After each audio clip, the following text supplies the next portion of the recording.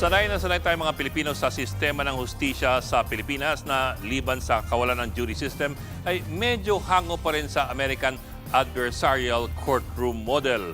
Ito po ang sistema kung saan ang depensa at ang prosekusyon magbabanggaan ng matindi sa isang korte. At ang hukom ay parang referee na mamimili kung sino sa kanilang dalawa ang merong katwiran.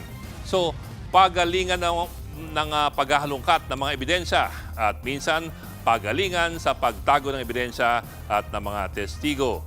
Pero baka magulat at malito kayo kapag natuloy na po ang kaso ng Crimes Against Humanity ni dating Pangulong Duterte sa International Criminal Court. Iba kasi ang patakaran sa ICC. Ito pong tinatawag na inquisitorial system kung saan ang focus ng korte ay fact-finding. Ito po ang halimbawa.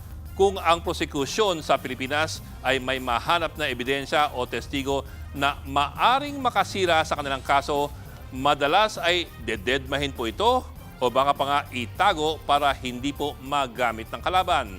Bakit mo nga naman daw tutulungan ang iyong kalaban? Pero iba po ang patakaran sa mga inquisitorial courts gagaya po ng ICC. Kung ikaw ay makahanap ng ebidensya na makakatulong sa iyong mismong kalaban, abay kailangan pa itong ideklara sa kanila kahit ito pa ay ikahina ng iyong kaso. Halimbawa, ebidensya magpapatunay na walang sala yung iyong kalaban o ebidensya magpapahina sa kredibilidad ng sarili mong testigo. Kailangan mo yang ideklara doon po sa korte. Nakapaloob yan sa Article 67 ng Rome Statute. The prosecutor shall disclose to the defense evidence in his possession or control which may show the innocence of the accused or mitigate the guilt or affect the credibility of his own evidence. Nakapaloob din po yan sa Article 54.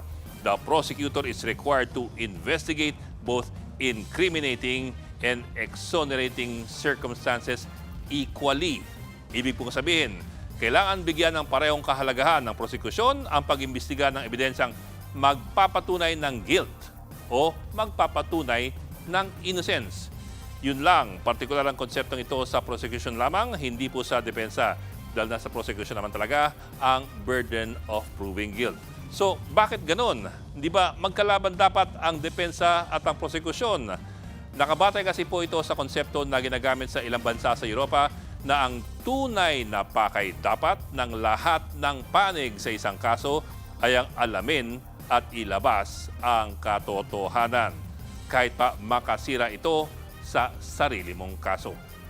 Mga kapatid, Ed Lingaw po, maging maalam at may pakialam sa mga napapanahong balita sa ating bansa. Para sa mas malilimang pagtalakay at paghimay sa mga issue at headlines, mag-follow at mag-subscribe sa social media pages ng News 5.